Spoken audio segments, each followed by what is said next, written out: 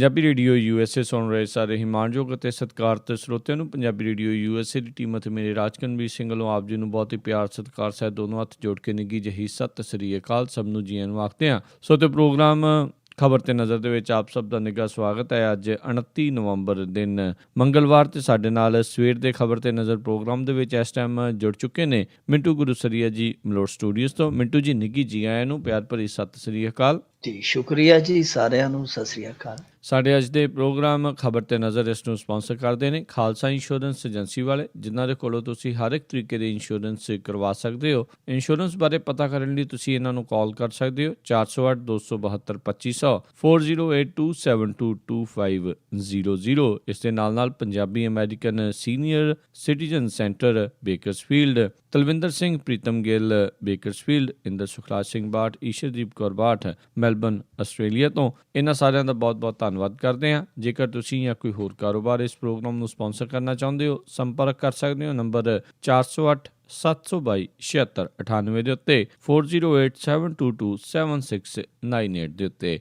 ਮਿੰਟੂ ਜੀ, ਗੱਲਬਾਤ ਦਾ ਸਿਲਸਿਲਾ ਸ਼ੁਰੂ ਕਰੀਏ। ਪ੍ਰਧਾਨ ਮੰਤਰੀ ਨੇ ਆਪਦੇ ਸੰਸਦਾਂ ਨੂੰ ਆਪਣੇ ਖਾਤਿਆਂ ਦੇ ਵੇਰਵੇ ਦੇਣ ਨੂੰ ਕਿਹਾ। ਹਾਂ, ਜਿਸ ਤਰ੍ਹਾਂ ਕਹਿੰਦੇ ਹੁੰਦੇ ਆ ਨਾ ਕਿ ਝੂਠ ਨੂੰ ਸੱਚ ਸਾਬਤ ਕਰਨ ਲਈ 100 ਝੂਠ ਬੋਲਣੇ ਪੈਂਦੇ ਆ। ਕਈ ਵਾਰ ਇੱਕ ਫੈਸਲੇ ਨੂੰ ਜਾਇਜ਼ ਠਹਿਰਾਉਣ ਲਈ ਤੁਹਾਨੂੰ 100 ਪੈਂਤੜੇ 100 ਫੈਸਲੇ ਆ ਜਿਹੜੇ ਬੱਲੇ ਪੈਂਦੇ ਆ। ਇਹ ਇੱਕ ਪੈਂਤੜਾ ਹੈ। ਫੈਸਲੇ ਤੇ ਇਹਨਾਂ ਨੇ ਸਵੇਰੇ ਉਹ ਨੋਟਬੰਦੀ ਵਾਲਾ ਕੰਮ ਕੀਤਾ ਸੀ ਤੇ ਸ਼ਾਮ ਨੂੰ ਉਹ ਇੱਕ ਪੈਂਤੜਾ ਬਦਲ ਲਿਆ, ਇੱਕ ਪਰਸੋਂ ਬਦਲ ਲਿਆ। ਇਸ ਤਰ੍ਹਾਂ ਕਰਕੇ ਪੈਂਤੜਾ ਤੇ ਹਰੇਕ ਕਦਮ ਤੇ ਬਦਲੇ ਹੀ ਹੈ। ਇਹ ਫੈਸਲੇ ਵੀ ਜਿਹੜੇ ਆ ਜਿਹੜੇ ਨਾਲ ਇਹ ਪੈਂਤੜੇ ਤੇ ਫੈਸਲੇ ਉਹ ਬਰੋਬਰ ਬਦਲੇ ਦੋਨਾਂ ਨੂੰ। ਦੇਖੋ, ਕਦੇ ਕਹਿਤਾ ਜੀ ਇੰਨੀ ਲਿਮਟ, ਕਦੇ ਇੰਨੀ ਲਿਮਟ, ਕਦੇ ਇਹ ਕਦੇ ਉਹ। ਪਰ ਆ ਜਿਹੜਾ ਪੈਂਤੜਾ ਇਹ ਵੀ ਇਸੇ ਤਰ੍ਹਾਂ ਦਾ ਹੀ ਹੈ। ਜਿਸ ਤਰ੍ਹਾਂ ਕਦੇ ਬੇਬੇ ਲੈਣ ਦੇ ਵਿੱਚ ਆ ਲੱਗੀ, ਕਦੇ RSS ਵਾਲੇ ਬੈਂਕਾਂ ਦੇ ਅੱਗੇ ਖਿਲਾਰ ਦਿੱਤੇ ਜਿਹੜੇ ਬੈਠਾਂ ਦੇਈ ਗਏ ਕਿ ਹਾਂਜੀ ਅਸੀਂ ਤੇ ਰਾਸ਼ਟਰ ਭਗਤ ਹੀ ਹਾਂ, ਅਸੀਂ ਤੇ ਰਾਸ਼ਟਰ ਦੇ ਹਿੱਤ ਦੇ ਵਿੱਚ ਇੱਥੇ ਲਾਈਨਾਂ 'ਚ ਖੜੇ ਹਾਂ। ਇਹ ਹੁਣ ਨਵਾਂ ਸ਼ਗੂਫਾ ਹੈ ਮੋਦੀ ਸਾਹਿਬ ਦਾ। ਯਾਨੀ ਉਹ ਆਪਣੇ ਕੀਤੇ ਕੰਮ ਨੂੰ ਜਾਇਜ਼ ਠਹਿਰਾਉਣ ਲਈ ਪੈਂਤੜਾ ਹੈ, ਹੋਰ ਕੁਛ ਨਹੀਂ ਹੈ। ਇਹਨਾਂ ਨੇ ਆਪਣੇ ਵਿਧਾਇਕਾਂ ਨੂੰ ਕਿਹਾ, ਆਪਣੇ ਸਾਂਸਦਾਂ ਨੂੰ ਕਿਹਾ ਕਿ ਭਾਈ ਆਪਣੇ ਬੈਂਕਾਂ ਖਾਤਿਆਂ ਦੀਆਂ ਜਿਹੜੀਆਂ ਸਟੇਟਮੈਂਟਾਂ ਉਹ ਦਿਓ। ਸਟੇਟਮੈਂਟਾਂ ਜਿਹੜੀਆਂ ਉਹ ਤੁਹਾਡੀਆਂ ਹੋਣੀਆਂ ਚਾਹੀਦੀਆਂ 8 ਨਵੰਬਰ ਤੋਂ 31 ਦਸੰਬਰ ਦੇ ਦਰਮਿਆਨ ਦੀਆਂ। ਹੁਣ ਦੇਖੋ, ਪਹਿਲੀ ਗੱਲ ਤੇ ਇਹ ਆ ਕਿ ਜਿਹੜੇ ਬੈਂਕ ਖਾਤੇ ਆ ਉਹਨਾਂ ਦੇ ਵਿੱਚ ਕਿੰਨਾ ਕੁ ਕਾਲਾ ਧਨ ਨਿਕਲਿਆ, ਕਿੰਨਾ ਕੁ ਕਾਲਾ ਧਨ ਆ, ਅੱਗੇ ਕੁਛ ਨਹੀਂ ਨਿਕਲਿਆ। ਇਹ ਦੂਜੀ ਗੱਲ ਕਿ ਬੈਂਕ ਖਾਤਿਆਂ 'ਚ ਜਾਂ ਜਮ੍ਹਾਂ ਰਾਸ਼ੀ ਦੇ ਰੂਪ ਦੇ ਵਿੱਚ ਕਾਲਾ ਧਨ ਹੈ ਹੀ ਬਹੁਤ ਥੋੜਾ, ਆਪ ਹੀ ਮੰਨਦੇ ਆ। ਸਰਕਾਰੀ ਅੰਕੜੇ ਗੱਲ ਕਹਿੰਦੇ ਆ। ਫਿਰ ਬਾਵਜੂਦ ਇਸ ਦੇ ਇਹ ਸਟੇਟਮੈਂਟ ਲੈਣੀ ਜੀ, ਹਾਂ ਆਪਣੇ ਖਾਤੇ ਸਾਨੂੰ ਦਿਖਾਓ। ਤੁਸੀਂ ਜੇ 8 ਨਵੰਬਰ ਤੋਂ 31 ਦਸੰਬਰ ਦੇ ਵਿਚਾਲੇ ਮੰਗਦੇ ਹੋ, 10 ਦਿਨ ਪਿੱਛੇ ਵਾਲੇ ਵੀ ਮੰਗ ਲਓ। ਫਿਰ ਜੇ ਤੁਸੀਂ ਮੰਗਣੇ ਆ ਖਾਤੇ, ਕਿਉਂਕਿ ਬਹੁਤ ਸਾਰੇ ਲੋਕ ਇਲਜ਼ਾਮਾਤ ਲਾਉਂਦੇ ਆ ਕਿ ਇਸ ਨੋਟਬੰਦੀ ਤੋਂ ਐਨ ਪਹਿਲਾਂ ਇਹਨਾਂ ਦੇ ਆਪਣੇ ਜਿਹੜੇ ਸੀਗੇ ਨੇੜੂ ਬੰਦੇ, ਉਹਨਾਂ ਨੇ ਇਹ ਬਹੁਤ ਸਾਰੇ ਕਾਲੇ ਮਾਲੇ ਕਰ ਲਏ, ਬਹੁਤ ਸਾਰੇ ਰਜਿਸਟਰੀਆਂ ਕਰ ਗਏ। ਇੱਥੋਂ ਤੱਕ ਕਿ ਅਮਿਤ ਸ਼ਾਹ ਦਾ ਨਾਮ ਵੀ ਆਉਂਦਾ ਕਿ 70 ਲੱਖ ਦੀ ਜਾਇਦਾਦ ਖਰੀਦੀ ਇਹਨੇ ਇੱਕ ਦਿਨ ਪਹਿਲਾਂ ਬਿਹਾਰ ਦੇ ਵਿੱਚ ਜਾ ਕੇ। ਸੋ ਸਾਰੇ ਪਾਸੇ ਇਹੋ ਜਿਹਾ ਜਿਹੜਾ ਰੌਲਾ ਪੈਂਦਾ, ਨਾਲੇ ਰੌਲਾ ਪੈਣਾ ਹਟ ਜੂ। ਇਹ ਹਫ਼ਤਾ 10 ਦਿਨ 20 ਦਿਨ ਪਿੱਛੋਂ ਦੀ ਸਾਰੀ ਸਟੇਟਮੈਂਟ ਲੈਣ ਕਿ ਉਹਨਾਂ ਦੇ ਜਿਹੜੇ ਖਾਤੇ ਆ, ਕਿੰਨੀਆਂ ਕੁ ਟ੍ਰਾਂਜੈਕਸ਼ਨਾਂ ਜਿਹੜੀਆਂ ਹੋਈਆਂ ਉਹਨਾਂ ਖਾਤਿਆਂ ਦੇ ਵਿੱਚ, ਉਹ ਸਾਰਾ ਕੁਝ ਕੱਢਣਾ ਚਾਹੀਦਾ। ਜੇ ਇਹਨਾਂ ਨੇ ਕੱਢਣਾ ਹੀ 8 ਨਵੰਬਰ ਤੋਂ 31 ਦਸੰਬਰ ਦੇ ਦਰਮਿਆਨ ਜਦੋਂ ਨੋਟਬੰਦੀ ਹੋ ਗਈ, ਉਹਦੀ ਸਟੇਟਮੈਂਟ ਸਮਝੋ ਬਾਰੇ ਉਹ ਤੇ ਇੱਕ ਫਾਰਮੈਲਿਟੀ ਜੀ ਖਾਨਾ ਪੂਰਤੀ ਕਰਨ ਡਏ ਆ ਕਿ ਆ ਦੇਖੋ ਜੀ ਸਾਡੇ ਜਿਹੜੇ ਭਾਜਪਾ ਵਾਲੇ ਸਾਂਸਦ ਆ, ਵਿਧਾਇਕ ਆ, ਉਹਨਾਂ ਦੇ ਖਾਤੇ ਬਿਲਕੁਲ ਚਿੱਟੇ ਆ। ਜੇ ਨਰਿੰਦਰ ਮੋਦੀ ਦਿਲੋਂ ਇਹੋ ਜਿਹਾ ਕੁਛ ਕਰਨਾ ਚਾਹੁੰਦੇ ਆ ਕਿ ਦੇਸ਼ ਉਹਨਾਂ ਦੀਆਂ ਇਹੋ ਜਿਹੀਆਂ ਆਰਥਿਕ ਨੀਤੀਆਂ ਤੇ ਮੋਹਰ ਲਾਵੇ ਕਿ ਵਾਕਿਆ ਹੀ ਨਰਿੰਦਰ ਮੋਦੀ ਜਿਹੜਾ ਉਤੋਂ ਤੇ ਵਿੱਚੋਂ ਇੱਕ ਹੋ ਕੇ ਇਹੋ ਜਿਹੇ ਕੰਮ ਕਰਨ ਡਿਆ, ਫਿਰ ਉਹਨੂੰ ਚਾਹੀਦਾ ਹੈ ਭਾਰਤੀ ਜਨਤਾ ਪਾਰਟੀ ਦੀ ਬੈਲੈਂਸ ਸ਼ੀਟ ਵੀ ਦਿਖਾ ਦੇਵੇ ਲੋਕਾਂ ਨੂੰ। ਕਿਉਂਕਿ ਉਸ ਬੈਲੈਂਸ ਸ਼ੀਟ ਦੇ ਵਿੱਚ 1-2 ਫਿਗਰ ਆ ਜਿਹੜੇ ਇਹਨਾਂ ਦੀ ਗੱਲ ਦੀ ਹੱਡੀ ਆ। 8 ਨਵੰਬਰ 8:10 ਤੇ ਨਰਿੰਦਰ ਮੋਦੀ ਐਲਾਨ ਕਰਦਾ ਹੈ ਕਿ ਜੀ 500 ਦੇ ਤੇ 1000 ਦੇ ਨੋਟ ਅੱਜ ਤੋਂ ਰੱਦੀ ਦੇ ਟੁਕੜੇ ਆ। ਤੇ ਉਹ ਤੋਂ 8:10 ਤੋਂ ਐਨ 10-15 ਮਿੰਟ ਪਹਿਲਾਂ 40 ਲੱਖ ਦੀ ਟ੍ਰਾਂਜੈਕਸ਼ਨ ਹੁੰਦੀ ਹੈ ਬੀਜੇਪੀ ਦੀ ਜਿਹੜੀ ਬੰਗਾਲ ਦੀ ਇਕਾਈ ਹੈ ਉਹਦੇ ਅਕਾਊਂਟ 'ਚ। ਇਸ ਤਰ੍ਹਾਂ ਇੱਕ ਦਿਨ ਪਹਿਲਾਂ ਟ੍ਰਾਂਜੈਕਸ਼ਨਾਂ ਹੋਈਆਂ ਨੇ, ਕਰੋੜਾਂ ਦੀਆਂ ਟ੍ਰਾਂਜੈਕਸ਼ਨਾਂ ਹੋਈਆਂ। ਹੁਣ ਸਾਰੇ ਦੇਸ਼ ਦੇ ਵਿੱਚ ਇਹਨਾਂ ਦੀ ਬੈਲੈਂਸ ਸ਼ੀਟ ਦੱਸ ਸਕਦੀ ਹੈ ਕਿ ਕਿੰਨਾ ਕੁਛ ਜਿਹੜਾ ਹੋਇਆ। ਇਹ ਸਵਾਲ ਉੱਠਦੇ ਆ, ਕੇਜਰੀਵਾਲ ਨੇ ਉਠਾਇਆ, ਮਮਤਾ ਬੈਨਰਜੀ ਨੇ ਉਠਾਇਆ, ਬਹੁਤ ਸਾਰੇ ਲੋਕ ਉਠਾਉਂਦੇ ਆ। ਹੁਣ ਜੇ ਤੁਸੀਂ ਸੰਸਦਾਂ ਦੇ ਇਹ ਖਾਤੇ ਦਿਖਾ ਰਹੇ ਹੋ ਲੋਕਾਂ ਨੂੰ, MLAs ਦੇ ਖਾਤੇ ਦਿਖਾ ਰਹੇ ਹੋ ਲੋਕਾਂ ਨੂੰ, ਤੇ ਫਿਰ ਤੁਹਾਡੀ ਪਾਰਟੀ ਦੀ ਬੈਲੈਂਸ ਸ਼ੀਟ ਹੈ ਜਿਹੜੀ ਉਹ ਵੀ ਲੋਕਾਂ ਦੇ ਵਿਚਾਲੇ ਜਾਣੀ ਚਾਹੀਦੀ ਹੈ। ਮੇਰੇ ਖਿਆਲ ਦੇ ਨਾਲ ਇਕੱਲੀ ਭਾਰਤੀ ਜਨਤਾ ਪਾਰਟੀ ਦੀ ਕਿਉਂ, ਇਹ ਕਾਂਗਰਸੀਆਂ ਦੀ, ਕਾਮਰੇਡਾਂ ਦੀ, ਸਾਰਿਆਂ ਦੀ ਬੈਲੈਂਸ ਸ਼ੀਟ ਹੈ ਜਿਹੜੀ ਉਹ ਲੋਕਾਂ ਨੂੰ ਚੈੱਕ ਕਰਾਉਣੀ ਚਾਹੀਦੀ ਹੈ ਕਿ ਕਿੱਥੇ ਕਿਹਦੇ ਕੋਲ ਕਿੰਨਾ ਕੁ ਸਮਾਨ ਆਇਆ। ਜੀ ਜੀ ਜੀ। ਉਧਰ ਇੱਕ ਇਹ ਵੀ ਮਿੰਟੂ ਜੀ ਖਬਰ ਸੀ, ਇੱਕ ਕਿਸੇ ਦੇ ਜਨ ਧਨ ਖਾਤੇ ਦੇ ਵਿੱਚ 9600 ਕਰੋੜ ਰੁਪਈਆ ਆ ਗਿਆ। ਉਹ ਸਾਡੇ ਬਰਨਾਲੇ ਦਾ ਬਲਵਿੰਦਰ ਸਿੰਘ ਟੈਕਸੀ ਡਰਾਈਵਰ ਸੀਗਾ, ਉਹਦੇ 9800 ਕਰੋੜ ਰੁਪਈਆ ਆਇਆ ਉਹਦੇ ਖਾਤੇ 'ਚ। ਇੱਕ ਵਾਰੀ 9800 ਕਰੋੜ ਆਇਆ, ਇੱਕ ਵਾਰੀ 998 ਕਰੋੜ ਹੋਰ ਦੂਜਾ ਟ੍ਰਾਂਜੈਕਸ਼ਨ ਹੋਇਆ। ਯਾਨੀ 2 ਵਾਰੀ ਉਹ ਬੰਦਾ ਕਰੋੜਪਤੀ ਵੀ ਨਹੀਂ ਅਰਬਪਤੀ ਬਣ ਗਿਆ। ਲੋੜੇ ਵਾਲੀ ਗੱਲ ਆ ਕਿ ਉਹ ਬੰਦਾ ਜਿਹੜਾ ਹੈ ਉਹ ਦਿਹਾੜੀ ਦੇ ਵਿੱਚ 200-400 ਰੁਪਈਆ ਕਮਾਉਂਦਾ, ਪਰ ਉਹਨੂੰ ਰਾਤੋਂ ਰਾਤ ਇਹ ਬਣਾ ਦਿੱਤਾ ਗਿਆ ਕਿ ਉਹ ਕਰੋੜਪਤੀ ਤੋਂ ਕਰੋੜਪਤੀ ਬਣ ਗਿਆ, ਕਰੋੜਪਤੀ ਤੋਂ ਵੀ ਅੱਗੇ ਅਰਬਪਤੀ ਬਣ ਗਿਆ। ਪਰ ਜਦੋਂ ਉਹਨੇ ਉਹ ਟ੍ਰਾਂਜੈਕਸ਼ਨ ਵੇਖੀ, ਉਹ ਆਪਣਾ ਬੈਲੈਂਸ ਚੈੱਕ ਕੀਤਾ, ਤੇ ਉਹ ਜਿਵੇਂ ਕਹਿੰਦੇ ਹੁੰਦੇ ਨਾ ਕਿ ਜੀ ਬਹੁਤ ਲੰਮੇ ਸਮੇਂ ਦਾ ਕੋਈ ਭੁੱਖਾ ਬੰਦਾ ਡਾਈਨਿੰਗ ਟੇਬਲ ਤੇ ਬਿਠਾ ਦਿੱਤਾ ਜਾਵੇ, 36 ਪ੍ਰਕਾਰ ਦੇ ਭੋਜਨ ਉਹਦੇ ਸਾਹਮਣੇ ਹੋਣ, ਤੇ ਫਿਰ ਤੇ ਉਹ ਭੋਜਨਾਂ ਨੂੰ ਵੇਖ ਕੇ ਰੱਜ ਜਾਏਗਾ ਇੱਕ ਵਾਰੀ ਤੇ, ਜਾਂ ਫਿਰ ਟੁੱਟ ਪਵੇਗਾ, ਜਾਂ ਕਨਫਿਊਜ਼ ਹੋ ਜਾਏਗਾ ਕਿ ਕੀ ਖਾਵਾਂ ਕੀ ਛੱਡਾਂ, ਤੇ ਜਾਂ ਫਿਰ ਉਹ ਟੁੱਟ ਪਵੇਗਾ। ਫਿਰ ਉਹ ਜਿਹੜਾ ਪਟਕਾ ਜਿਹਾ ਬੰਨ੍ਹਦੇ ਹੁੰਦੇ ਨਾ ਥੱਲੜੇ ਪਾਸੇ ਕਿ ਖਾਣਾ ਨਾ ਡੁੱਲੇ, ਫਿਰ ਉਹ ਖਿਆਲ ਨਹੀਂ ਰਹੇਗਾ। ਇਹ ਬੰਦਾ ਸੀਗਾ ਜਿਹੜਾ ਇਹਦੇ ਭਾਦੀਆਂ ਬਣ ਤੁਰੀਆਂ ਕਿ ਮੇਰੇ ਨਾਲ ਇਹ ਕੀ ਹੋ ਰਿਹਾ ਜੀ। ਉਸ ਤੋਂ ਬਾਅਦ ਜਲਦੀ ਇਹਨੇ ਇਨਕਮ ਟੈਕਸ ਦੇ ਦਫ਼ਤਰ ਦਾ ਪਤਾ ਪੁੱਛਿਆ ਕਿ ਇਹ ਨਾ ਹੋਵੇ ਕਿ ਟ੍ਰਾਂਜੈਕਸ਼ਨ ਹੈ ਜਿਹੜੀ ਉਹ ਕੱਲ ਨੂੰ ਬੈਂਕ ਵਾਲੇ ਵਾਪਸ ਲੈ ਲੈਣ ਤੇ ਮੇਰੇ ਬੂਹੇ ਦੇ ਅੱਗੇ ਇਹ ਜਿਹੜੇ ਇਨਕਮ ਟੈਕਸ ਵਾਲੇ ਉਹ ਪੱਕਾ ਹੀ ਨੋਟ ਚਿਪਕਾ ਜਾਣ ਕਿ ਆ ਜਾ ਭਾਈ ਇੱਧਰ ਆ ਜਾ। ਸੋ ਇਹ ਆਪ ਹੀ ਇਨਕਮ ਟੈਕਸ ਵਿਭਾਗ ਕੋਲ ਗਿਆ। ਉਹ ਜਦੋਂ ਬ੍ਰਾਂਚ ਦੇ ਵਿੱਚ ਗਏ ਆ, ਬ੍ਰਾਂਚ ਦਾ ਜਿਹੜਾ ਮੈਨੇਜਰ ਸੀ ਉੱਥੋਂ ਭੱਜ ਕੇ ਦੂਜੀ ਬ੍ਰਾਂਚ ਦੇ ਵਿੱਚ ਚਲੇ ਗਿਆ। ਉੱਥੇ ਜਾ ਕੇ ਉਹਨਾਂ ਨੇ ਘੇਰ ਕੇ ਪੜਤਾਲ ਕੀਤੀ। ਫਿਰ ਕਹਿੰਦੇ ਕਿ ਕਲੈਰੀਕਲ ਮਿਸਟੇਕ ਆ। ਇਹ ਕਲੈਰੀਕਲ ਮਿਸਟੇਕਾਂ ਇਹੋ ਜਿਹੀਆਂ ਪਤਾ ਨਹੀਂ ਕਿਉਂ ਹੁੰਦੀਆਂ, ਜਦੋਂ ਲੋਕੀ ਦੇ ਰੁਪਈਏ ਨੂੰ ਤਰਸਣ ਡਏ ਆ। ਇਹ ਸੈਂਕੜੇ ਕਰੋੜ, ਹਜ਼ਾਰਾਂ ਕਰੋੜ ਰੁਪਈਆ ਜਿਹੜੇ ਟੈਕਸੀ ਡਰਾਈਵਰਾਂ ਦੇ ਖਾਤੇ 'ਚ ਪਾਈ ਜਾਂਦੇ ਆ, ਪਤਾ ਨਹੀਂ ਕਿੰਨੇ ਕੁ ਪੈਸੇ ਵਾਧੂ ਆ। ਉਂਝ ਜੇ ਲੋਕੀ ਜਾਂਦੇ ਆ ਤੇ ਕਹਿ ਦਿੰਦੇ ਕਿ ਸਾਡੇ ਕੋਲ ਤੇ ਪੈਸੇ ਹੈ ਨਹੀਂ, ਉੱਥੋਂ ਆਏ ਨਹੀਂ। ਇਹੋ ਜਿਹੀਆਂ ਅੱਗੇ ਵੀ ਗਲਤੀਆਂ ਹੋਈਆਂ। ਇੱਕ ਔਰਤ ਨੂੰ ਮੱਧ ਪ੍ਰਦੇਸ਼ ਦੇ ਵਿੱਚ ਇਸੇ ਤਰ੍ਹਾਂ ਇਹਨਾਂ ਨੇ ਰਾਤੋਂ ਰਾਤ ਅਰਬਪਤੀ ਬਣਾਤਾ ਸੀ। ਪਰ ਹੈਰਾਨਗੀ ਦੀ ਗੱਲ ਹੈ, ਇਹੋ ਜਿਹੀਆਂ ਮਿਸਟੇਕਾਂ ਹੁੰਦੀਆਂ ਸਾਡੇ ਭਾਰਤ ਦੇ ਵਿੱਚ ਕਿ ਵਿਜੇ ਮਾਲੀਆ ਜਦੋਂ ਭੱਜਿਆ, ਉੱਤਰਾਖੰਡ ਦੇ ਵਿੱਚ ਇੱਕ ਪੰਜਾਬੀ ਕਿਸਾਨ ਸੀ, ਉਹਦੇ ਘਰੇ ਪੁਲਿਸ ਗਈ ਚਲੀ। ਉਹ ਕਹਿੰਦਾ ਹਾਂ ਦੱਸੋ ਹਜ਼ੂਰ ਕਾਹਤੋਂ ਆਏ ਜੇ? ਉਹ ਕਹਿੰਦੇ ਜੀ ਕਿ ਤੁਸੀਂ ਮਾਲੀਆ ਸਾਹਿਬ ਦੀ ਜ਼ਮਾਨਤ ਦਿੱਤੀ ਸੀ। ਉਹ ਕਹਿੰਦਾ ਭਰਾਵੋ ਮੈਂ ਤੇ ਮਾਲੀਆ ਅਖਬਾਰਾਂ 'ਚ ਵੀ ਨਹੀਂ ਵੇਖਿਆ, ਮੈਂ ਤੇ ਕਦੇ ਉਹ ਗਿਆ ਹੀ ਨਹੀਂ, ਮੁੰਬਈ ਨਹੀਂ ਗਿਆ, ਕਦੇ ਕਰਨਾਟਕਾ ਨਹੀਂ ਗਿਆ, ਮੈਂ ਤੇ ਆਪਦਾ ਖੇਤ ਨਹੀਂ ਕਦੇ ਲੰਘਿਆ, ਤੇ ਤੁਸੀਂ ਵਿਜੇ ਮਾਲੀਆ ਦੀ ਜ਼ਮਾਨਤ ਕਰਦੇ ਹੋ। ਜਦੋਂ ਉਹਦਾ ਖਾਤਾ ਫਰੋਲਿਆ ਗਿਆ, ਤਰਲੋਚਨ ਸਿੰਘ ਉਹਦਾ ਨਾਮ ਸੀ, ਤੇ ਮਹਿਜ 2100 ਰੁਪਈਆ ਸੀ ਉਹਦੇ ਖਾਤੇ 'ਚੋਂ। ਕਹਿੰਦਾ ਸੀਗਾ ਕਿ 2100 ਰੁਪਈਆ ਮੇਰੇ ਖਾਤੇ 'ਚ ਹੈ ਤੇ ਵਿਜੇ ਮਾਲੀਆ ਦੀ ਜ਼ਮਾਨਤ ਹੈ ਜਿਹੜੀ ਉਹ ਮੈਂ ਕਾਹਦੇ ਨਾਲ ਦੇ ਆਇਆ, ਆਪ ਹੀ ਸੋਚੋ। ਇਹੋ ਜਿਹੀਆਂ ਗਲਤੀਆਂ ਕਰਦੇ। ਹੁਣ ਵਿਜੇ ਮਾਲੀਆ ਦਾ ਜ਼ਮਾਨਤੀਆ ਪਤਾ ਨਹੀਂ ਕਿੰਨੇ ਬਣਾਤਾ ਉਹਨੂੰ ਜੀ। ਦੇਖੋ ਕਿੱਦਾਂ ਇੱਕ ਦੂਜੇ ਨੂੰ ਇਦਾਂ ਹੀ ਵਰਤੀ ਜਾਂਦੇ। ਹੋ ਸਕਦਾ ਇਹ ਵੀ ਆਪਣੇ ਪੈਸੇ ਹੀ ਇੱਧਰ ਉੱਧਰ ਕਰਨ ਦੇ ਲਈ ਬਲਵਿੰਦਰ ਸਿੰਘ ਨੂੰ ਕਰੋੜਾਂ ਅਰਬਾਂਪਤੀ ਬਣਾਉਂਦੇ ਹੋਣ। ਅਗਲੇ ਆਪਾਂ ਗੱਲ ਕਰੀਏ ਕਾਲੇ ਧਨ ਬਾਰੇ। ਲਿਆਂਦਾ ਕਾਨੂੰਨ ਲੋਕ ਸਭਾ 'ਚ ਪਾਸ ਜੀ। ਇਹ ਕਾਨੂੰਨ ਹੈ ਜਿਹੜਾ ਲੋਕ ਸਭਾ ਦੇ ਵਿੱਚ ਪਾਸ ਹੋ ਗਿਆ, ਰਾਜ ਸਭਾ 'ਚ ਜਾਏਗਾ, ਉੱਥੇ ਇਹਨਾਂ ਦੀ ਮੈਜੋਰਟੀ ਨਹੀਂ ਹੈ, ਉੱਥੇ ਪਾਸ ਨਹੀਂ ਹੋਣਾ। ਇਹਦਾ ਵੀ ਇਹਨਾਂ ਨੇ ਰਾਹ ਕੱਢ ਲਿਆ। ਰਾਹ ਇਹਨਾਂ ਨੇ ਇਹ ਕੱਢਿਆ ਕਿ ਇਹਨਾਂ ਨੇ ਮਨੀ ਐਕਟ ਹੈ ਜਿਹੜਾ ਉਹਦੇ 'ਚ ਲਿਆਂਦਾ, ਮਨੀ ਬਿੱਲ ਜਿਵੇਂ ਕਹਿ ਲਈਏ। ਉਹ ਭਾਵੇਂ ਰਾਜ ਸਭਾ ਤੋਂ ਪ੍ਰਵਾਨ ਹੋਵੇ ਜਾਂ ਨਾ ਹੋਵੇ ਪਾਸ ਹੋ ਜਾਏਗਾ। ਜਿਵੇਂ ਬਜਟ ਹੁੰਦਾ, ਬਜਟ ਜਿਹੜਾ ਹਰ ਹਾਲ ਦੇ ਵਿੱਚ ਪਾਸ ਹੋ ਜਾਂਦਾ। ਸੋ ਇਸ ਤਰਜ਼ ਤੇ ਇਹਨਾਂ ਨੇ ਲਿਆਂਦਾ। ਬੜੇ ਸਕੀਮੀ ਲੋਕ ਨੇ ਭਾਰਤੀ ਜਨਤਾ ਪਾਰਟੀ ਵਾਲੇ। ਇਹਨਾਂ ਨੂੰ ਪਤਾ ਸੀਗਾ ਲੋਕ ਸਭਾ 'ਚ ਰੌਲਾ ਪੈ ਗਿਆ ਕਿਉਂਕਿ ਅੱਜ ਬਹੁਤ ਵਿਰੋਧ ਹੋਇਆ ਵਿਰੋਧੀ ਧਿਰ ਵੱਲੋਂ।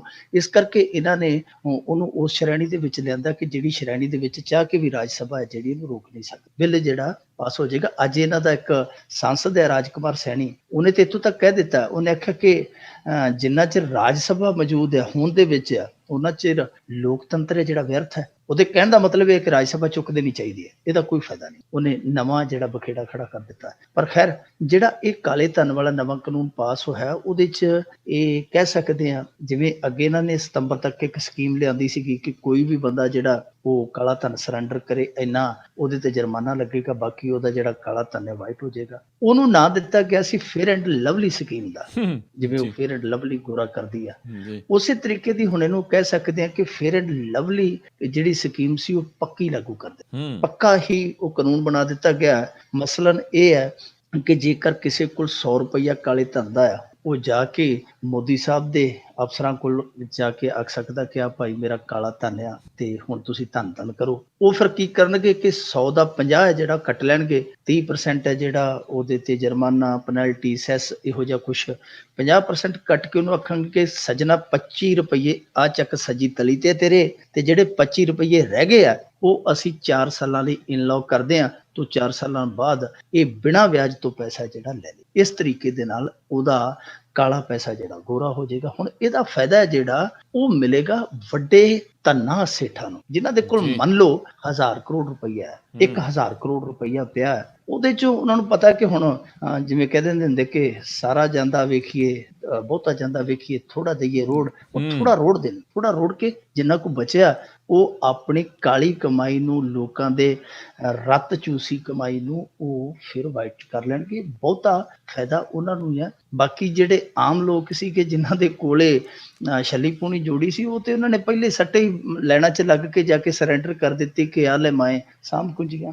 ਜੀ ਜੀ, ਅੱਗੇ ਗੱਲ ਕਰੀਏ, ਨੋਟਬੰਦੀ ਨੇ ਤਬਾਹ ਕਰ ਦਿੱਤੀਆਂ ਪੰਜਾਬ ਦੀਆਂ ਪਸ਼ੂ ਮੰਡੀਆਂ। ਡਾਕਟਰ ਜਗਤਾਰ ਪੰਜਾਬੀ ਦਾ ਬੜਾ ਵੱਡਾ ਸ਼ਾਇਰ ਹੋਇਆ, ਉਹਦੀਆਂ 2 ਪੰਕਤੀਆਂ ਜੀ। ਉਹ ਕਹਿੰਦਾ, ਹਰ ਸ਼ਖਸ ਇਸ ਦੌਰ ਦਾ ਕਿੰਨਾ ਅਜੀਬ ਹੈ, ਲੰਬਾ ਕਿਤੇ ਹੈ ਤੇ ਕਿਤੇ ਗਿੱਠ ਦੇ ਕਰੀਬ ਹੈ, ਫਿਕਰਾਂ ਦੇ ਕਿੱਲ ਜਿਸਮ 'ਚ ਥਾਂ ਥਾਂ ਠੁਕੇ ਹੋਏ, ਈਸਾ ਹਰੇਕ ਆਦਮੀ ਹਰ ਘਰ ਸਲੀਬ ਹੈ। ਇੱਥੇ ਸਲੀਬ ਬਣ ਗਈ ਹੈ, ਹਰੇਕ ਘਰ ਸਲੀਬ ਬਣ ਗਈ ਹੈ, ਹਰੇਕ ਬੰਦਾ ਈਸਾ ਜਾਪਦਾ ਉਹਦੇ ਤੇ ਚੜਿਆ ਹੋਇਆ, ਕਿਉਂਕਿ ਕੋਈ ਵੀ ਬੰਦਾ ਐਸਾ ਨਹੀਂ ਇਸ ਨੋਟਬੰਦੀ ਦੇ ਵਿੱਚ ਜਿਹੜਾ ਮੱਧ ਵਰਗੀ ਜਾਂ ਨਿਮਨ ਵਰਗੀ ਕਾਰੋਬਾਰੀ ਹੈ, ਚਾਹੇ ਉਹ ਕਿਸੇ ਵੀ ਤਰ੍ਹਾਂ ਇਸ ਚਪੇਟ ਤੋਂ ਬਚ ਨਹੀਂ ਸਕਿਆ। ਹਾਂ, ਬਹੁਤ ਵੱਡੇ ਲੋਕ ਆ ਜਿਹੜੇ ਉਹਨਾਂ ਦੇ ਕੰਮ ਧੰਦੇ ਜਿਉਂਦੇ ਤਿਉਂ ਚੱਲਦੇ ਪਏ ਆ। ਵਪਾਰੀਆਂ ਦਾ ਹਾਲ ਇਹ ਆ ਕਿ ਸਾਡਾ ਹੌਜਰੀ ਸਨਅਤ ਆ ਜਿਹੜਾ ਲੁਧਿਆਣੇ ਦਾ 300 ਕਰੋੜ ਦੇ ਘਾਟੇ 'ਚ ਚਲਾ ਗਿਆ। ਆ ਸੀਜ਼ਨ ਸੀ ਉਹਨਾਂ ਦਾ, ਪੀਕ ਸੀਜ਼ਨ ਹੁੰਦਾ, ਕਿਉਂਕਿ ਸਰਦ ਰੁੱਤ ਦੇ ਜਿਹੜੇ ਕੱਪੜੇ ਬਣਦੇ ਆ ਬਹੁਤ ਵੱਡੇ ਪੱਧਰ ਤੇ,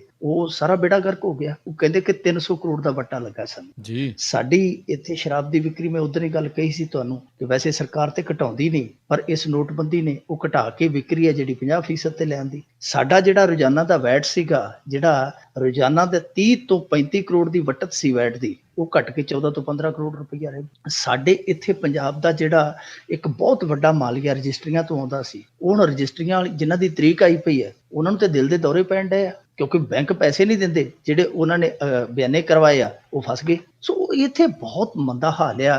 ਹੁਣ ਇਸੇ ਤਰ੍ਹਾਂ ਸਾਡੇ ਇੱਥੇ ਇੱਕ ਡੇਅਰੀ ਕਾਰੋਬਾਰ ਤੇ ਜਿਹੜਾ ਪਸ਼ੂਆਂ ਦੀ ਵਿਕਰੀ ਦਾ ਕਾਰੋਬਾਰ ਆ, ਉਹ ਵੀ ਬਹੁਤ ਵੱਡਾ ਕਾਰੋਬਾਰ ਆ, ਬਹੁਤ ਵੱਡਾ ਬਿਜ਼ਨਸ ਆ। ਮੇਰੇ ਖਿਆਲ ਦੇ ਨਾਲ 2000 ਕਰੋੜ ਦਾ ਇਹ ਸਾਲਾਨਾ ਬਿਜ਼ਨਸ ਆ ਡੇਅਰੀ ਦਾ ਤੇ ਪਸ਼ੂਆਂ ਦੀ ਜਿਹੜੀ ਵਿਕਰੀ ਹੁੰਦੀ। ਉਹਦੇ ਵਿੱਚ ਹੁਣ ਜਿਹੜੀਆਂ ਇੱਥੇ ਬਹੁਤ ਵੱਡੀਆਂ ਮੰਡੀਆਂ ਲੱਗਦੀਆਂ, ਕਿੱਲਿਆਂ ਵਾਲੀ ਮੰਡੀ ਹੈ, ਜਗਰਾਉਂ ਮੰਡੀ ਹੈ, ਸੁਬਾਨਪੁਰ ਮੰਡੀ ਹੈ, ਖੰਨਾ ਮੰਡੀ ਹੈ, ਉਹਨਾਂ ਦਾ ਜਿਹੜਾ ਕੰਮ ਆ ਉਹ ਦੱਸਦੇ ਆ ਕਿ 50% ਘਟ ਗਈ। 50% ਦੁਧਾਰੂ ਪਸ਼ੂਆਂ ਦੀ ਜਿਹੜੀ ਖਰੀਦੋ ਫਰੋਖਤ ਹੈ ਘਟ ਗਈ ਹੈ, ਤੇ ਦਿਨੋਂ ਦਿਨ ਇਹ ਡਿੱਗਦੀ ਜਾ ਰਹੀ ਹੈ। ਹੁਣ ਇਹ ਛੋਟੇ ਮੋਟੇ ਜਿਹੜੇ ਕੰਮ ਧੰਦੇ ਆ ਉਹ ਵੀ ਡਿੱਗਦੇ ਪਏ ਆ। ਸਮਝੋ ਬਾਹਰ ਦੀ ਗੱਲ ਆ ਕਿ ਇਹਨਾਂ ਨੂੰ ਗਰੋ ਕਿਵੇਂ ਕੀਤਾ ਜਾਏਗਾ, ਕਿਹੜੀ ਐਸੀ ਨੀਤੀ ਲੈ ਕੇ ਆਉਣਗੇ ਕਿ ਜਿਹੜੇ ਏਡੇ ਥੱਲੇ ਜਾ ਰਹੇ ਕਾਰੋਬਾਰ ਉਹਨਾਂ ਨੂੰ ਯਕਦਮ ਇਹ ਫਿਰ ਉਸੇ ਪੀਕ ਤੇ ਲੈ ਆਉਣਗੇ। ਸਮਝੋ ਬਾਹਰ ਦੀ ਗੱਲ ਹੈ।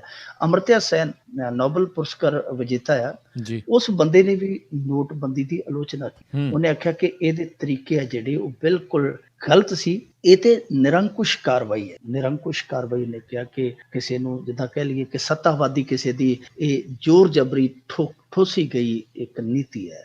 ਹੁਣ ਇੱਥੋਂ ਤੱਕ ਗੱਲ ਚਲੀ ਗਈ ਹੈ ਕਿ ਦੇਖੋ ਬੈਂਕਾਂ ਦੇ ਵਿੱਚ 8 ਲੱਖ ਕਰੋੜ ਰੁਪਈਆ ਜਮ੍ਹਾਂ ਹੋਇਆ, 8 ਲੱਖ ਕਰੋੜ ਰੁਪਈਆ ਜਮ੍ਹਾਂ ਹੋਇਆ, ਨਿਕਲਿਆ 2,41,000 ਕਰੋੜ। ਬਾਕੀ 6 ਲੱਖ ਕਰੋੜ ਰੁਪਈਆ ਜਿਹੜਾ ਉਹ ਬੈਂਕਾਂ ਦੇ ਢਿੱਡ ਦੇ ਵਿੱਚ ਭਰ ਦਿੱਤਾ ਗਿਆ।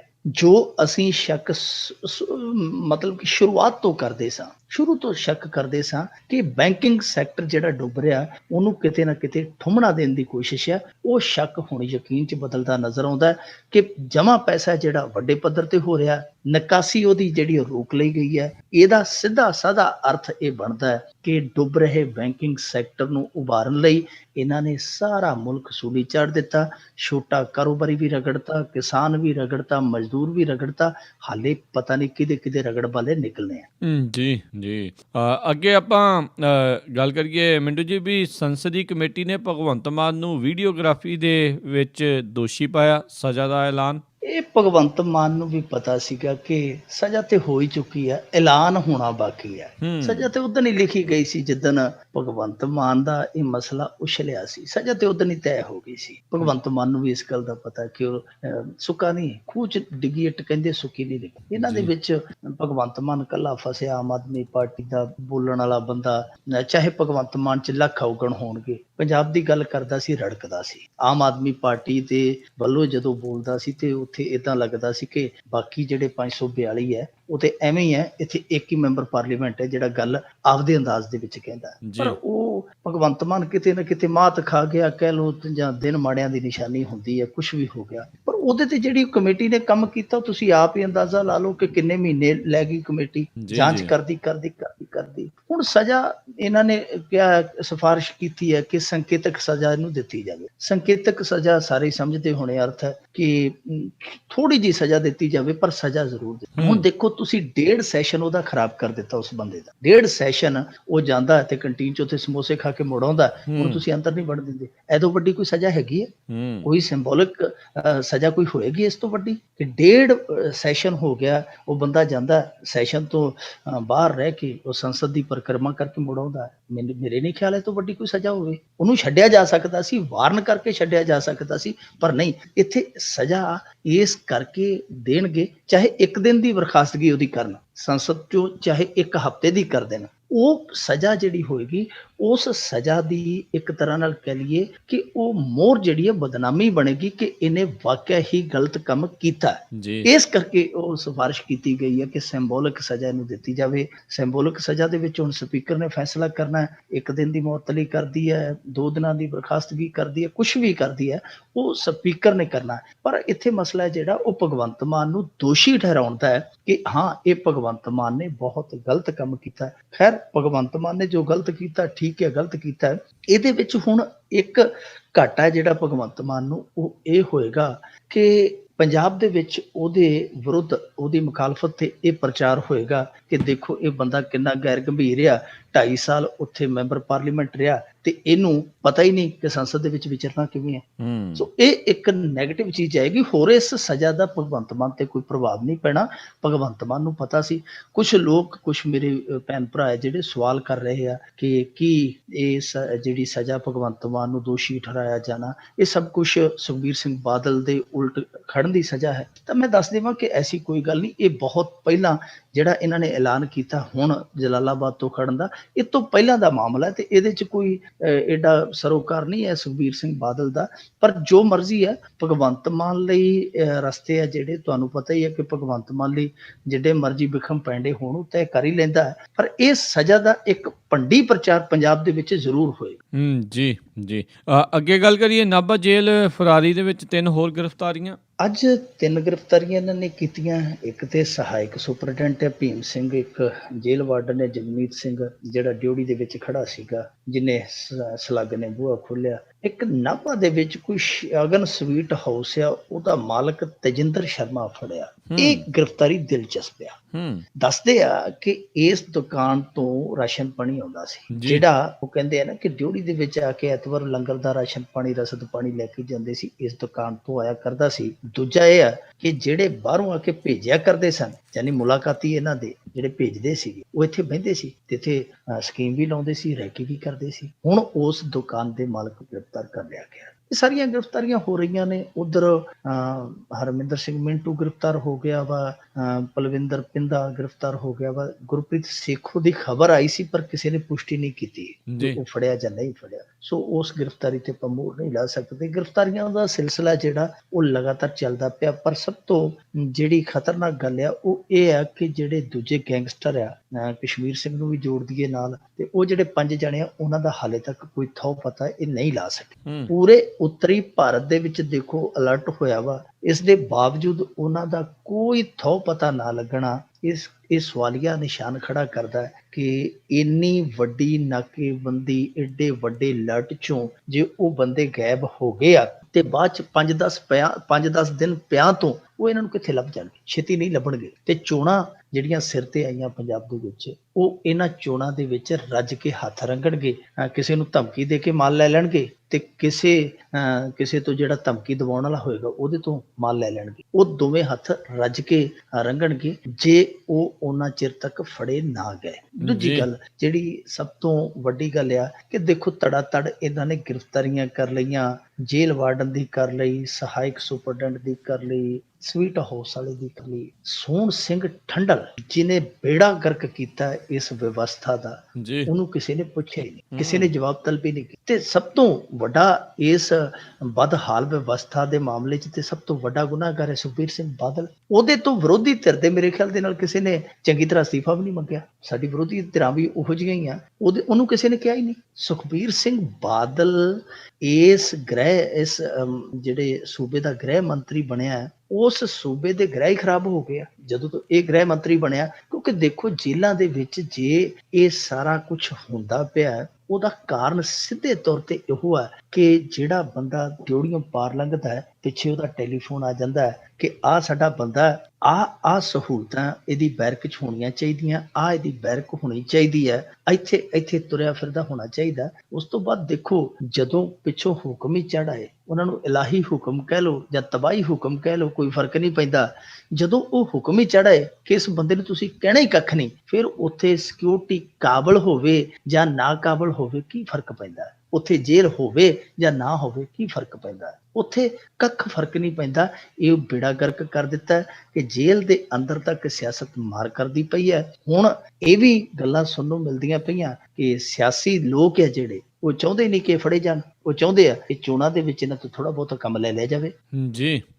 ਅਤੇ ਇਸ ਦੇ ਨਾਲ ਜੁੜੀ ਹੋਈ ਜੇ ਆਪਾਂ ਗੱਲ ਕਰੀਏ ਮਿੰਟੂ ਜੀ, ਵੀ ਉਹ ਜਿਹਨੇ ਗੋਲੀਆਂ ਚਲਾਈਆਂ ਸੀ ਉਸ ਕੁੜੀ ਨੂੰ ਮਾਰ ਦਿੱਤਾ ਸੀ ਤੇ ਉਹ ਵੀ ਪੁਲਿਸ ਵਾਲਾ ਕਹਿੰਦੇ ਅਣਪਛਾਤਾ ਬਣ ਗਿਆ। ਦੇਖੋ ਕਮਾਲ ਦੀ ਗੱਲ ਆ ਕਿ ਜਦੋਂ ਵੀ ਥਾਣੇ ਦੇ ਵਿੱਚੋਂ ਅਸਲਾ ਲੈ ਕੇ ਤੁਰਦੀ ਹੈ ਪੁਲਿਸ ਪਾਰਟੀ, ਉਹ ਬਕਾਇਦਾ ਨਾਂ ਚੜਿਆ ਹੁੰਦਾ ਹੈ ਕਿ ਆਹ ਬੰਦਾ ਕਾਰਬਨ ਲੈ ਕੇ ਚੱਲਿਆ, ਆਹ ਬੰਦਾ SLR ਲੈ ਕੇ ਚੱਲਿਆ, ਆਹ ਬੰਦਾ 303 ਲੈ ਕੇ ਚੱਲਿਆ, ਆਹ ਬੰਦਾ ਇੰਨੇ ਨੰਬਰ ਦਾ ਕਾਰਤੂਸ ਲੈ ਕੇ ਚੱਲਿਆ, ਆਹ ਮੈਗਜ਼ੀਨ ਲੈ ਕੇ ਚੱਲਿਆ। ਇੱਕ ਇੱਕ ਚੀਜ਼ ਦਾ ਰਿਕਾਰਡ ਹੁੰਦਾ ਹੈ।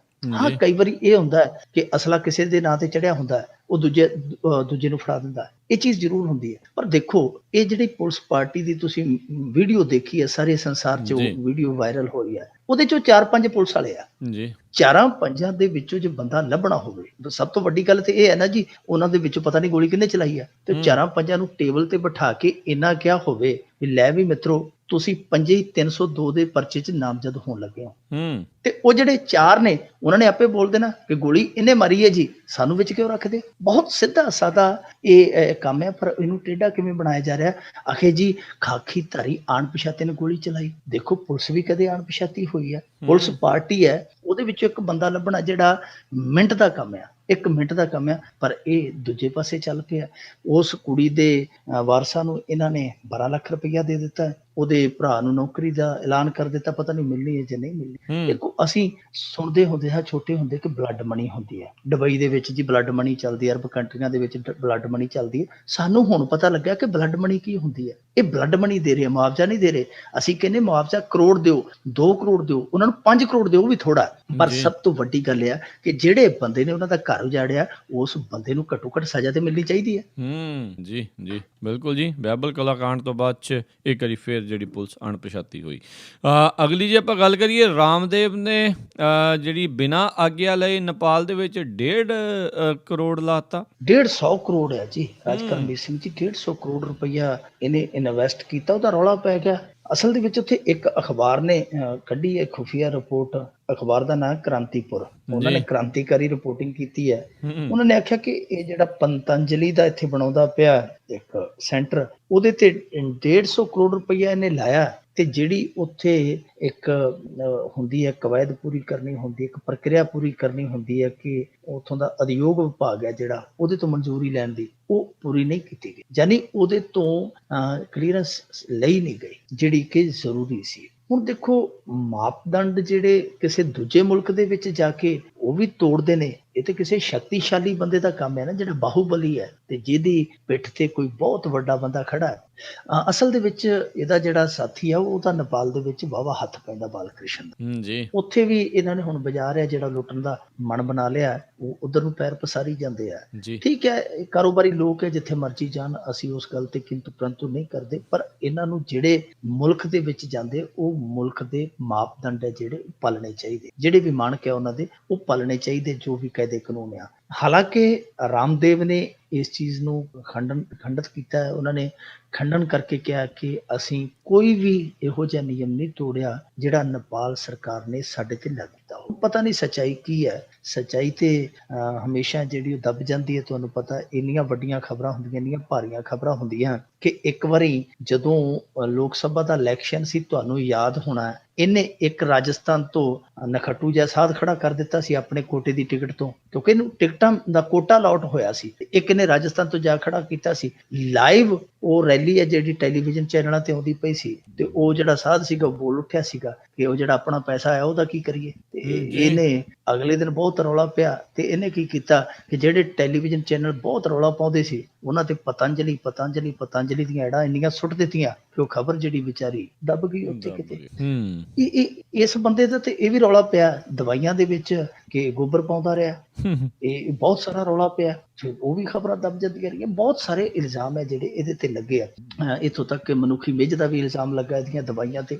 ਪਰ ਹਰੇਕ ਜਿਹੜੀ ਹੈ ਖਬਰ ਉਹ ਦੱਬ ਜਾਂਦੀ, ਹਰੇਕ ਵਿਵਾਦ ਦੱਬ ਲਿਆ ਜਾਂਦਾ, ਕਿਉਂਕਿ ਬਾਬੇ ਦੇ ਪਿੱਛੇ ਬਹੁਤ ਸਾਰੇ ਬਾਬੇ ਹੋਰ ਖੜੇ ਆ ਜਿਹੜੇ ਇਹਦੀ ਸਪੋਰਟ ਕਰਦੇ ਆ। ਇਹ ਤੇ ਇਸ ਸਮੇਂ ਅਣਐਲਾਨਿਆ ਰਾਜਗੁਰੂ ਹੈ। ਜਿਵੇਂ ਪੁਰਾਣੇ ਸਮਿਆਂ ਦੇ ਵਿੱਚ ਜਿਹੜੇ ਰਾਜੇ ਹੁੰਦੇ ਸਨ ਨਾ, ਉਹ ਆਪਣੀ ਜਿਹੜੀ ਉਹਨਾਂ ਦੀ ਹੁੰਦੀ ਸੀਗੀ ਸਲਤਨਤ, ਉਹਦੇ ਵਿੱਚ ਉਹਨਾਂ ਨੇ ਕੋਈ ਰੱਖਿਆ ਹੁੰਦਾ ਸੀ ਤਾਨਸੈਨ ਵਰਗਾ ਗਵਈਆ, ਕੋਈ ਫਲਾਣਾ ਰਤਨ, ਕੋਈ ਵਜ਼ੀਰ, ਤੇ ਇੱਕ ਰਾਜਗੁਰੂ ਹੁੰਦਾ ਸੀ ਜਿਹੜਾ ਧਰਮ ਦੇ ਮਸਲੇ ਨਿਬੇੜਿਆ ਕਰਦਾ ਸੀ। ਇਹ ਤੇ ਰਾਜਗੁਰੂ ਬਣਿਆ ਫਿਰਦਾ, ਅਣਐਲਾਨਿਆ ਅਣਅਧਿਕਾਰਤ ਰਾਜਗੁਰੂ ਹੈ। ਇਹਦੇ ਜਿੰਨੇ ਮਰਜ਼ੀ ਰੌਲੇ ਪੈ ਜਾਣ ਉਹ ਨੱਪੇ ਜਾਂਦੇ ਆ।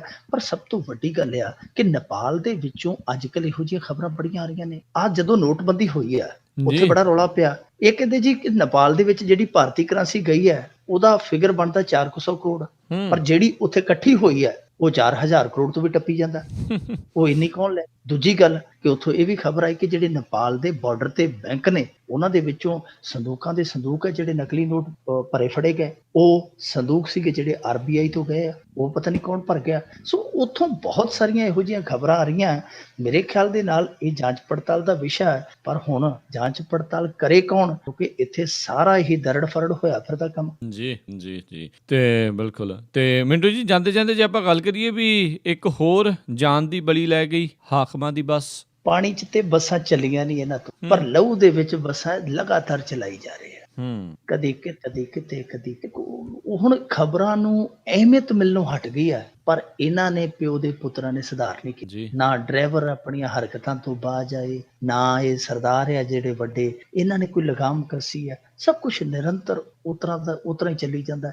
ਨਿਊ ਦੀਪ ਵਾਲਿਆਂ ਬੱਸਾਂ ਨੇ ਬਹੁਤ ਦੀਪ ਆ ਜਿਹੜੇ ਬੁਝਾਏ ਸੀ ਪਿਛਲੇ ਸਾਲ, ਉਹ ਸਾਡੇ ਇੱਥੋਂ ਹਾਈਵੇ ਤੋਂ ਲੰਘਦੀਆਂ ਬੱਸਾਂ, ਕਿਉਂਕਿ ਸਾਡੇ ਇਲਾਕੇ ਦੀਆਂ ਹੀ ਇਹ ਸਾਰੀਆਂ ਬੱਸਾਂ, ਉਹ ਹਾਲੇ ਵੀ ਇਸ ਤਰ੍ਹਾਂ ਜਾਂਦੀਆਂ ਹੈ ਜਿਸ ਤਰ੍ਹਾਂ ਉਹ ਕਹਿ ਸਕਦੇ ਆ ਕਿ ਬਸ ਵੀ ਹਟ ਜਾ ਵੀ ਤੂੰ ਬਚ ਜਾ, ਸਾਡੇ ਵੱਲੋਂ ਕੋਈ ਕਸਰ ਨਹੀਂ, ਅਗਲਾ ਬਚ ਗਿਆ ਨਹੀਂ ਤੇ ਟੱਪ ਗਿਆ। ਇਹ ਬਹੁਤ ਬਦਕਿਸਮਤੀ ਵਾਲੀ ਗੱਲ ਆ, ਬੜੀ ਬਦ ਇੰਤਜ਼ਾਮੀ ਵਾਲੀ ਗੱਲ ਆ ਕਿ ਹਰੇਕ ਮਹੀਨੇ ਕੋਈ ਨਾ ਕੋਈ ਇਹੋ ਜਿਹਾ ਹਾਦਸਾ ਵਾਪਰਦਾ ਹੈ। ਅੱਜ ਘਾਬਦਾ ਪਿੰਡ ਦਾ ਇੱਕ ਸਬਜ਼ੀ ਵੇਚਣ ਵਾਲਾ ਗਰੀਬ ਸੀਗਾ, ਜਿਹੜਾ ਖੁਰਾਣੇ ਦੇ ਉੱਥੇ ਨਜ਼ਦੀਕ ਹੈ ਹਾਈਵੇ ਦੇ ਨੇੜੇ ਪਿੰਡ ਹੈ ਜਿਹੜਾ, ਉੱਥੋਂ ਵੇਚ ਕੇ ਸਬਜ਼ੀ ਕਿਤੇ ਚੜਿਆ ਸੀ ਹਾਈਵੇ ਤੇ, ਗਲਤ ਸਾਈਡ ਤੋਂ ਆਉਂਦੀ ਇਸ ਮਰਸਡੀਜ਼ ਨੇ ਉਹਨੂੰ ਹਿੱਟ ਕਰ ਦਿੱਤਾ। ਬੰਦਾ ਮਰ ਗਿਆ ਥਾਂ ਤੇ। ਕਮਾਲ ਦੀ ਗੱਲ ਤੇ ਹੈ ਕਿ ਉਹਦੀ ਲਾਸ਼ ਜਿਹੜੀ ਹੈ ਹਾਈਵੇ ਤੇ ਪਈ ਹੈ ਤੇ ਪੁਲਿਸ ਭੱਜ ਕੇ ਕ੍ਰੇਨ ਲੈ ਕੇ ਆਈ ਹੈ, ਦਵਾ ਦਵ ਬੱਸ ਨੂੰ ਟੋਚ ਕੀਤਾ ਤੇ ਨਾਲ ਦੀ ਨਾਲ ਉਹ ਸੇਵ ਕਰ ਲਿਆ, ਬੱਸ ਨੂੰ ਸਿਕਿਉਰ ਕੀਤਾ, ਲਾਸ਼ ਤੇ ਕਫਨ ਨਹੀਂ ਪਾਇਆ ਉਹਨਾਂ ਨੇ। ਦੇਖੋ ਇਹੋ ਜੀ ਸਾਡੇ ਇੱਥੋਂ ਦੀ ਸ਼ਾਸਨ ਦੀ, ਇੱਥੋਂ ਦੇ ਪ੍ਰਸ਼ਾਸਕੀ ਢਾਂਚੇ ਦੀ ਲੱਛਣਤਾ ਹੈ। ਇੱਥੋਂ ਦੇ ਲੋਕਾਂ ਨੂੰ ਕੀੜਿਆਂ ਮਕੌੜਿਆਂ ਵਾਂਗੂ ਕੁਚਲਿਆ ਜਾਂਦਾ ਤੇ ਉਹਨਾਂ ਦੀਆਂ ਮ੍ਰਿਤਕ ਦੇਹਾਂ ਨੂੰ ਕੱਜਣ ਦੀ ਥਾਂ ਤੇ ਪਹਿਲਾਂ ਜਿਹੜੀਆਂ ਕਾਤਲ ਬੱਸਾਂ ਨੇ ਉਹਨਾਂ ਨੂੰ ਸਾਂਭਿਆ ਜਾਂਦਾ। ਇੱਥੇ ਫਿਰ ਉਹ ਬਲੱਡ ਮਨੀ ਵਾਲਾ ਕੰਮ ਚੱਲੇਗਾ।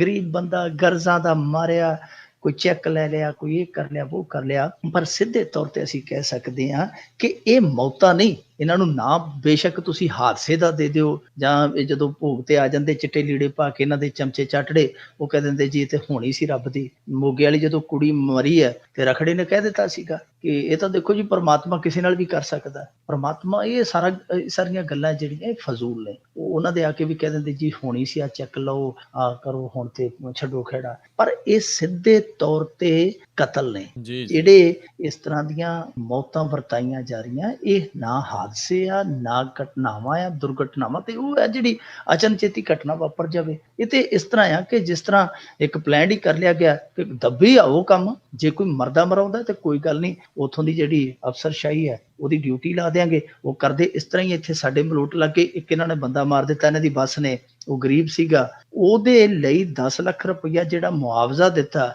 ਉਹ ਨਾ ਬੱਸ ਦੇ ਮਾਲਕਾਂ ਦਿੱਤਾ, ਨਾ ਬੱਸ ਦੇ ਡਰਾਈਵਰ ਦਿੱਤਾ, ਨਾ ਕੰਡਕਟਰ ਦਿੱਤਾ। ਉਹ ਆਖ ਦਿੱਤਾ ਐਸਐਸਪੀ ਨੂੰ, ਡੀਐਸਪੀ ਨੂੰ, ਜਾਂ ਜਿਹੜੇ ਉੱਥੇ ਹੋਰ ਅਫਸਰ ਸੀਗੇ ਵੀ ਆਪਣੀਆਂ ਜੇਬਾਂ 'ਚ ਦੇ ਦਿਓ, ਮੁੜ ਕੇ ਜਿੱਥੋਂ ਮਰਜ਼ੀ ਇਕੱਠੇ ਕਰਦੇ ਰਹੋ। ਜੀ ਬਹੁਤ ਬਹੁਤ ਧੰਨਵਾਦ ਮਿੰਟੂ ਜੀ, ਤੁਸੀਂ ਸਾਡੇ ਨਾਲ ਜੁੜੇ, ਇਹਨਾਂ ਖਬਰਾਂ ਬਾਰੇ ਸਾਨੂੰ ਵਿਸਤਾਰ 'ਚ ਜਾਣਕਾਰੀਆਂ ਦਿੱਤੀਆਂ। ਅਗਲੇ ਬੁਲੇਟਿਨ ਤੱਕ ਲਈ ਤੁਹਾਡਾ ਬਹੁਤ ਬਹੁਤ ਧੰਨਵਾਦ, ਬੜੀ ਮਿਹਰਬਾਨੀ। ਸਤਿ ਸ੍ਰੀ ਅਕਾਲ। ਸਤਿ ਸ੍ਰੀ ਅਕਾਲ। ਤੇ ਸਰੋਤਿਓ, ਇੱਥੇ ਹੀ ਸਾਡਾ ਅੱਜ ਦਾ ਇਹ ਪ੍ਰੋਗਰਾਮ ਖਬਰ ਤੇ ਨਜ਼ਰ ਉਹ ਹੁਣ ਸਮਾਪਤ ਹੈ। ਹੁਣ ਮੈਨੂੰ ਰਾਜਕਰਨਵੀਰ ਸਿੰਘ ਨੂੰ ਵੀ ਇਜਾਜ਼ਤ ਦਿਓ। ਮੇਰੇ ਵੱਲੋਂ ਵੀ ਆਪ ਸਭ ਨੂੰ ਬਹੁਤ ਪਿਆਰ ਸਤਿਕਾਰ ਸਹਿਤ ਦੋਨੋਂ ਹੱਥ ਜੋੜ ਕੇ ਨਿੱਘੀ ਜਿਹੀ ਸਤਿ ਸ੍ਰੀ ਅਕਾਲ। ਜਿਉਂਦੇ ਵਸਦੇ ਰਹੋ, ਹੱਸਦੇ ਖੇਲਦੇ ਰਹੋ, ਸੁਣਦੇ ਰਹੋ ਪੰਜਾਬੀ ਰੇਡੀਓ USA।